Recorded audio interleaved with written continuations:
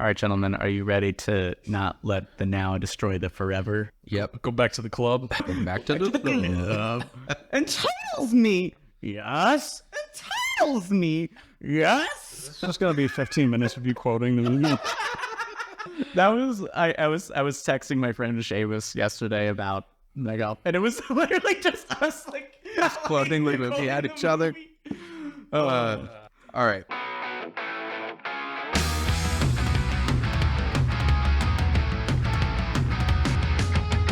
Welcome, everyone, to the Over Under Movies podcast. We got a special episode here for you guys today. A little bonus pod. We're talking about Francis Ford Coppola's new movie, Megalopolis, now in theaters. I saw it over the weekend. You guys saw it, what, last night? Last night, yeah. So it's just fresh in your mind. Quick, get in and out, talking full spoilers. If you don't want the movie spoiled for you, don't listen to this pod, all right? Go to the movies, watch it, come back. You probably listen to this during the movie. Yeah. If you don't see it, the suits win. That's true. Francis Ford Coppola funded this himself, specifically so that studios could not tell him anything. And this movie made fucking nothing this weekend. It's like $1 million. Also, before we start, Dylan, did anyone come out of your screening to talk to Adam Driver? No, I did not get the fan experience, whatever it was called. Yeah, it didn't happen for us either. That part of the movie is the most like useless gimmick imaginable. Why did he put so much effort into that part? Making sure that a real life person could speak a line to the screen so Adam Driver could respond to him. Yeah, so for context, because people have probably seen that scene at this point, or like they've heard about what this is, but the scene in the movie it's just like a press conference where Adam Driver is answering questions from the press. The press just asks him the questions in the movie, but I guess Francis Ford Coppola really wanted a guy to come out and talk to everyone at the movie theater. It was stupid. I really wanted a minimum wage ANC employee to come out and be like, Adam Driver, what do you think about Megalopolis? And it's, will it be a good neighborhood in New Rome? And then Adam Driver goes, love is the answer. Adam Driver, that character pissed me off so much. Every time he talked, I was like, I hate this man. And so I guess for some context, for those who don't know, is so Francis Ford Coppola's been trying to get this movie made for 40 years. And It's so sad looking back at it now because I mean, spoilers for me at least, it's not a good movie. I saw that you, like a coward, withheld your Letterboxd review, so I couldn't see it for the pod. I do still have to write it, yeah. I am going to shift it down. I gave it 3 stars because there were a lot of elements that I really liked. You're like Rotten Tomatoes. That's your threshold of if you like the movie or not. 3 stars is, I think this is a good movie. I don't need to ever see it again. Because I was just talking about it casually with Shane, with Fran, with Dan, some people we went to see. Actually, both of those people have been on the podcast. Check out their episodes. But we went to see them and they asked about the movie and I was like, ugh. And so that made me realize, not a 3-star movie. It's got to get bumped down. You're letting the now destroy the forever. You are. No, I waited a day. I'm letting the now. You are Mayor Gus Fring right now. It's a movie that sits in this weird purgatory of, it's not a good movie to watch, but it's a very fun movie to talk about. Yeah. Because it's so baffling when you're experiencing it. I referenced my friend Seamus, who I was texting about the movie. So he saw it in Los Angeles. And apparently to a packed theater, because LA is full of crazy film nerds. And apparently he said it was a top 5 theater experience. Everyone was really into it and was laughing and having a good time. So here's my question for you guys. Is this the new Room? No. I don't think so either. Okay. Because I don't think this is a movie that's it would be super enjoyable to rewatch. It is kind of like The Room, in which you kind of need to see it in a room full of other people that are quote unquote in on the joke. I gotta be honest, I don't think Coppola intended this to be seen as a comedy, so it does kind of fit one of the requirements for a so bad it's good movie, where the filmmaker needs to be completely authentic with it. They need to be trying to make a serious movie, but flop so hard that it comes back around and is funny. I did say in my review of it that this might just be the best comedy of the year unintentionally. Yeah, there's some funny moments. I think there are some intentionally funny moments, like Adam Driver's drug alcohol trip. Anytime there's someone tripping too hard in a movie, it's supposed to be funny. I do think a lot of Aubrey Plaza scenes are intentionally funny. Yeah, she was great. Oh yeah, Aubrey Plaza is easily the best part of the movie. There are some characters in this movie that they're just playing themselves. Yeah. And they're all the better for it. Oh, there's also like a great bit where oh god, what's the Angelina Jolie's dad? John Voight. John Voight. When he's introduced, there's like a little counter at the end where it's like billions per second. Yeah. I'm like, okay, that's a good bit, Francis. I like that. There's also a bit where Aubrey Plaza is unveiling the statue of John Voight, and the thing gets caught on the arm or something, and she's like trying to find the intern who messed it up, and she's like, "God damn it, Jerry!" And I think it's just a Parks and Rec reference, which is hilarious to put into a Francis Ford Coppola film. Do you think that John Voight was doing a Joe Biden impression in this movie? I believe it. Yeah. He kind of looked like he was doing like the Joe Biden face, like he was like confused and he didn't know where he was. Yeah, and then at the end, he has to pretend that like he's still recovering from a stroke. Right before he murders Aubrey Plaza with a bow and arrow. With a disguised as bow and arrow. Yeah, that was. He says, "Look at this boner." And you're like, that wasn't even in the script. Like, oh, and I think the funniest joke is there's like a scene where Shia LaBeouf and his like cohorts are going into a bank, and he drops his hat and he goes, "Pick that hat up." Yeah. And his like second man throws his hat down and goes, "Pick that up." And then that second man is like, "Pick that hat up." Like, you know, Yeah. like, And then the fourth guy just has to pick up the hats. Yeah. Oh, It's great. great bit. Nonsensical bit, but great nonetheless. And that is how I felt for a lot of this movie. But then I would say for the majority of this movie, I was just like, I want this to end. I want to go home. I don't know if I've checked my watch as many times as I did in a movie theater experience. I felt like a dick. I pulled my phone out so much. I was like, So much more I never snap. texted or did anything, but like I was constantly like, okay, we came in here at 6:30. The movie started at 6:50, and I was just like, okay, come on, we're almost done. Because, like, you know, to get serious for a second, the movie just doesn't really have any conflict. Like, whenever there's like conflict raised, it just gets resolved pretty easily. Like, so there's one point where like there's like these fascist riots happening in New Rome, and then the mayor and his family get escorted down to like their private trolley, and then while they're on the trolley, like their bodyguard just goes, "Okay, the riots are over." like, oh, that's There's a scene in this movie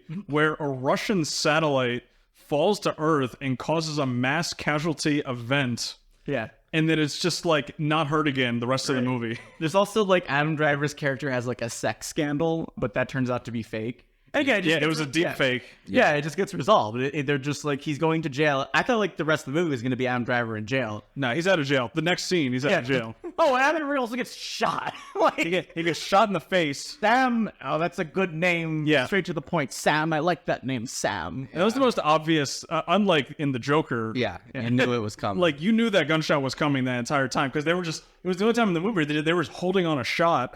Right, And then, yeah. So the kid shoots him, and then it cuts to Adam Driver, and he has like the Millennium Eye from Yu-Gi-Oh. like, yeah, they heal him with the Megalon, which is a magic substance that does. Yeah, it's not. It's for building architecture and making things Healing float eye wounds. and healing eye wounds. Adam Driver can also stop time in this movie. Also not important. time stop. We usually in this podcast we say, okay, first thing we're going to do, give a quick summary of this movie. We're not going to do that. I was talking- There's no attempt to trying. Yeah, I was talking to like a professor today, like, you know, and because he was like, oh, I guess I gotta go see Megalopolis in theaters, or yeah, I'd let the execs win, and then he goes like, I guess I shouldn't look anything up. I was like, Tom, there's no way for me to spoil this movie for you. Like, Yeah. like I don't know how. Like, the only thing is, so the ending of the movie is really where I was like losing it, and I think our audience was like laughing. And so Adam Driver and the mayor's daughter have a baby, and Adam Driver and the mayor, like, I guess they settle their differences. Right. They were rivals, to give you some context. Yeah. They hated each other. Also, they never really go into any of the philosophy where like Adam Driver is like this kind of Randian architect, and then I guess the mayor is just a shit lib. Like, Yes. Yeah. I'm not really sure.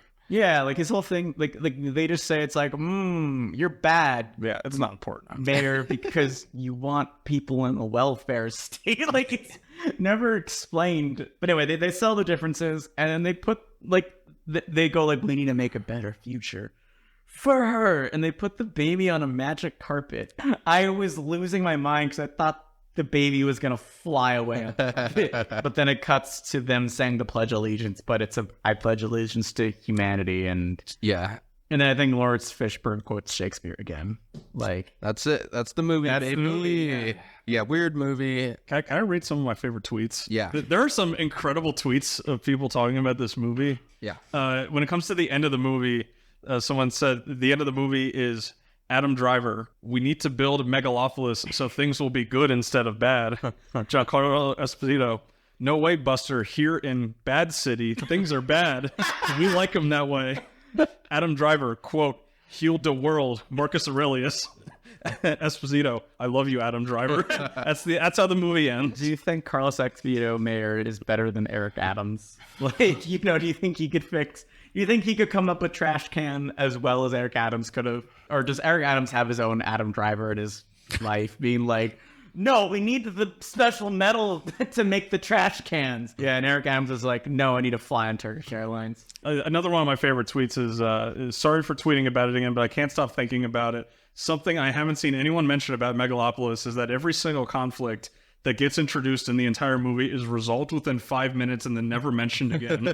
Right? There's like, yeah, sex gets resolved, the riots get resolved, and again, it's like there's like one scene where like Adam Driver and Carlos Esposito are like talking about like differences politically and philosophically, but it's all just gibberish. It's all like what I thought was smart when I was 12. Like, Right. It's It's very silly. it's like, I want to build things, and Gus Fring is like, no, you can't build things. Like, I was like, man, you wrote the script for 40 years? I can't find the tweet. Somebody else said that Megalopolis is a combination of my two favorite movies, Citizen Kane and Revenge of the Sith. Right. That makes it sound awesome. The movie's not awesome. Which I feel like, it's Let me interesting look at my favorites. Go ahead. because like George Lucas and Francis Ford Coppola like have a friendship, and they've been working together since the 70s. This has a lot of Star Wars prequel vibes, like in the dialogue and how it's shot. How it's shot for sure. We can talk about the visuals. Yeah, how like half the movie is shot on green screen, it looks like. Yeah. Like not very good. It's giving a lot of Spy Kids 3D game Short Boy and over. Lava Girl. Yeah. This one says Megalopolis is a lot of things, and one of them is like if Baz Luhrmann made a Batman movie but lost the rights halfway through. I keep thinking about random moments in Megalopolis. Right now, it's about the part where Adam Driver really dramatically takes off his coat and then puts on a different coat. I love the scene where he's talking to Gus Fring's daughter, and again he's just like, you want to peruse my super genius mind? I reserve that for smart people. So go back to the club. Right. Back to the club. Yeah. Everyone's quoting that part. There are a lot of I guess memorable moments. We'll see how much we actually give a shit about any of these memes a month from now, but I mean, I also call this now is in like a year or two, there's going to be a subsection of film Twitter that is like, you do not understand what Francis was cooking. Like, this is actually like a hidden masterpiece. it is interesting because I haven't seen any takes like that quite yet. Like everyone who really likes this movie. I did see a tweet that said you couldn't make Megalopolis today. Well, according to Robert De Niro, Trump could not make this movie. What? He's right. He's right. I don't think any human Not wrong. besides Francis Ford Coppola in this moment in time could make Megalopolis. Yeah. So take that for what you will. It is funny that, the real plot of the movie basically is that Adam Driver's character, his name is Caesar Catalina. Yes. Which I don't know anything about, ancient Rome. I'm sure there's references in here all over the place that this whole go over the movie- head of normal people. This whole movie is an adaptation, kind of, or it's inspired by something called the Catalinarian Conspiracy. The Catalina wine mixer. Wine mixer. The Catalinarian Conspiracy of 63 BC, Of course. by Lucius Sergius Catalina, to overthrow the Roman consuls, including Marcus Tullius Cicero. Cicero was the mayor's last name, I think. But then I actually looked at the full history of this conspiracy. Nothing like the movie. Nothing at all. It just took the It names. feels like that movie about the conspiracy would have, like an actual movie, would have been cool. Well, interesting. Yeah, which I think was his original pitch. He wanted to tell the story of the Catalanarian conspiracy, but set it in New York. Which, that's like the problem with the movie. So he's had this idea since like basically after Apocalypse Now. And he's been like rewriting it and like adding to it, yes, since like the late 70s. And I feel like that's the problem, where it's like he just keeps changing the story and adding things. And there's so many plot lines in this movie that like don't go anywhere. There's so many different ideas and themes. And there are interesting ideas and themes in the movie, like the one thing that I thought was interesting because is about how like artists are kind of against time. Like time is the real enemy of art. And I'm like, that's interesting. But they talk about it maybe once or twice because we also have to talk about Rome and art with Rome and like also drugs and also this singer who is a virgin. Like, and people are giving her money to still be a virgin. Like, That was crazy. Yeah, it's a good movie to use as an example of you can make a movie that is just filled with things that are kind of interesting to talk about, but altogether it makes not a good movie because you need things like story structure and you need conflict and you need resolution. In this movie Has none of those. it just has scenes. Like the end of the movie, they're like celebrating on New Year's or whatever, and everything's good. And they have Adam Driver's mom do the Mad Max thing at the end of the movie, where she just fades into the crowd and leaves. She's like, and then she like turns away. right. And like Adam Driver's mom, like the only scene I remember her was when she's like, alligators have it right. They eat their young. She kept saying she didn't want to have a son, that she like was not proud of him. And then I guess because he builds Megalopolis, she's like, I'm finally proud of you. And now I can leave forever. Yeah. Right. And again, it's like, that's like a thing where, you know, it's like if I was like a script doctor on this, I'd be like, hey, Francis, I don't think you need the mom. Like, because again, it's like these. I don't think you need a lot of these characters. Right. And it's like, I think that there is a good movie here. Like, there is a good movie that just gets buried down in the ambition and trying to be about all these different themes. And again, my thing would be like, just, and it feels that way because I think Francis Coppola is like, because again, this is like his passion project. He's been trying to get it made for years, sold like part of his vineyard to get it made. And also he is a 70-year-old man. This is probably his last movie. Oh, he says he's making another one. We'll see. Megalopolis too. All right. So the reason that the mom is in this, or one of the reasons, is because Talia Shire wanted to be in the movie. Oh, And that's his sister. So yeah. Okay, fair enough. yeah. But yeah, so like I feel like it has all these things, and because I think it's like, because again, he knows he's, you know, like Adam Driver, a guy racing against time. He's like, I need a movie to be about everything, to be my final word about America and the world and humanity and society. And it's like, dude, it's too much. I do agree that there's a good movie in here somewhere. I do like the idea of this like super genius architect that is trying to create this world of the future. Yeah. And he's worried that he just doesn't have enough time to be able to like complete what his vision is. And he's got his rival, the mayor, and then he falls in love with the mayor's daughter, which that's interesting. And I think if you were to make, a more streamlined narrative with that character going through the struggles of getting Megalopolis approved, there's something in there. But the movie just gets bogged down in like all sorts of other random shit. It's just like artistic choices, I guess, like over narrative choices. Right. Which is like I said, like you know, like the mayor and Adam Driver only debate their philosophy once in the movie, as I was saying.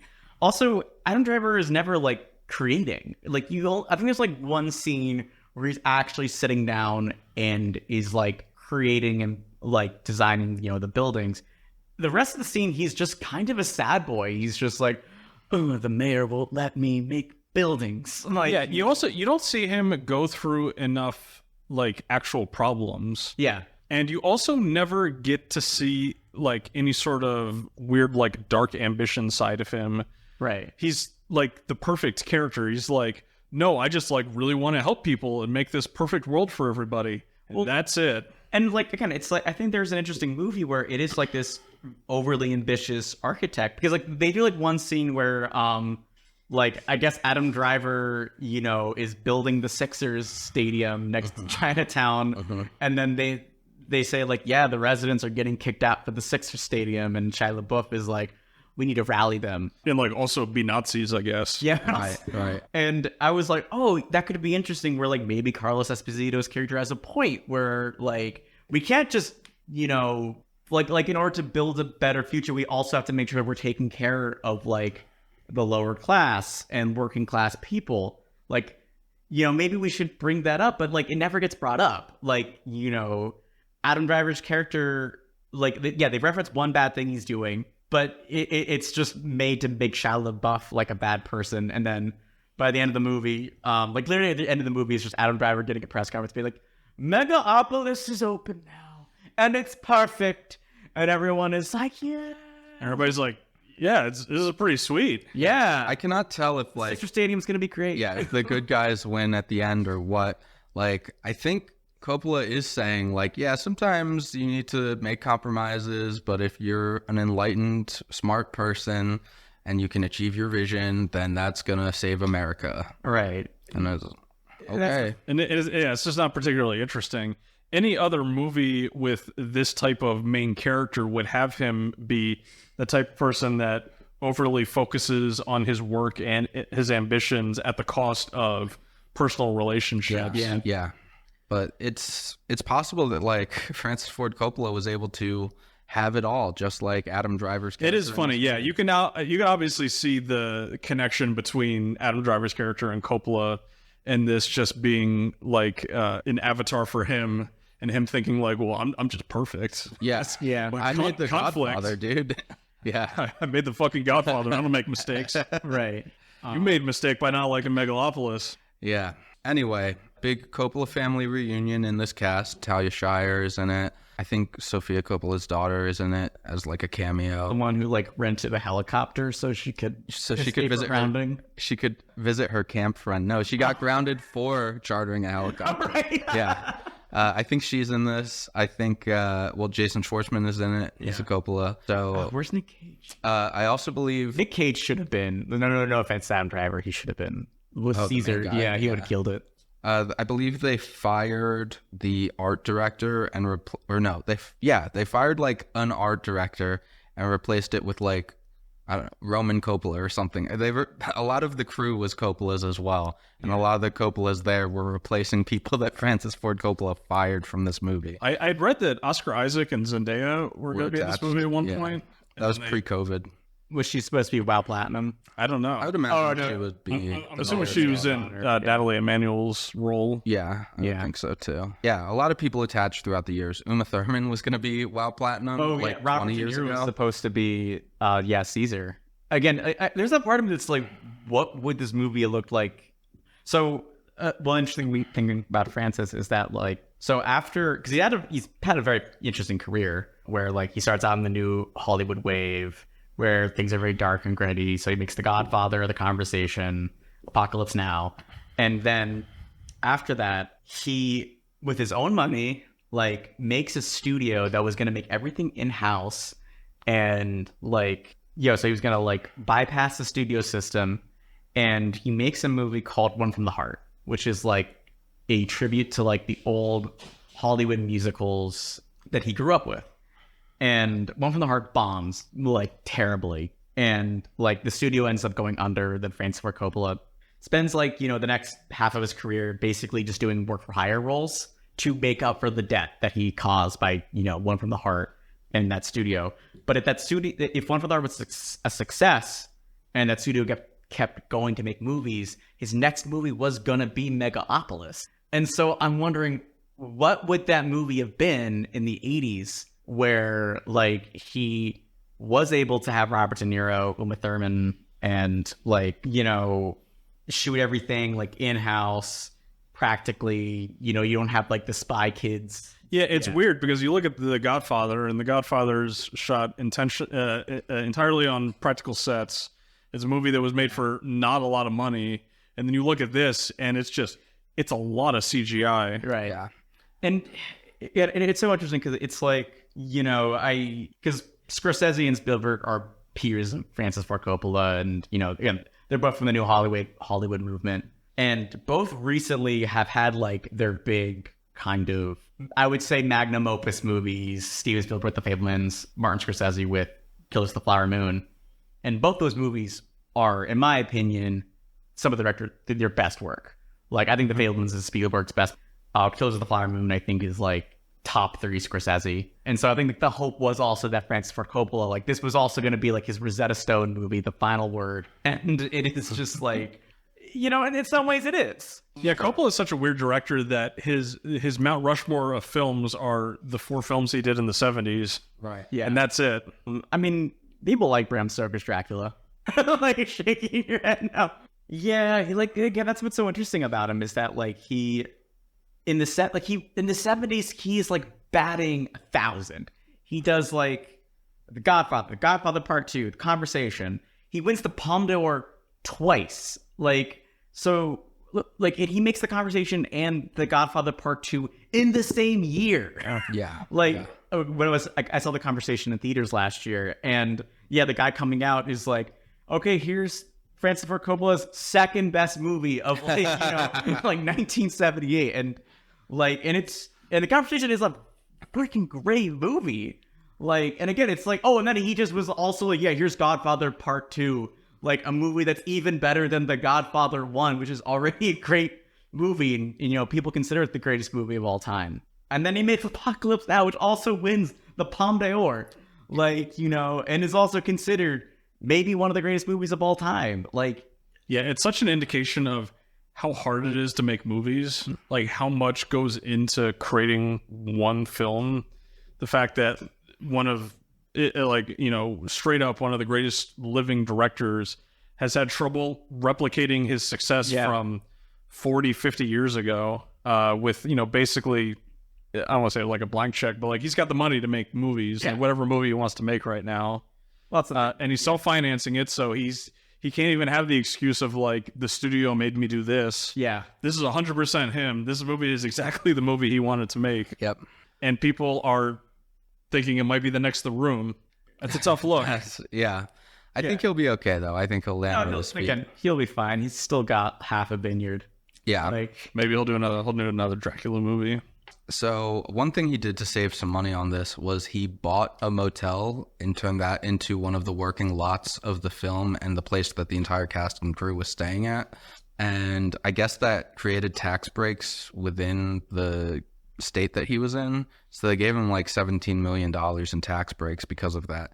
And now you can stay at that motel. He converted it into a motel for filmmakers, but it's open to the public. The Megalopolis Hotel.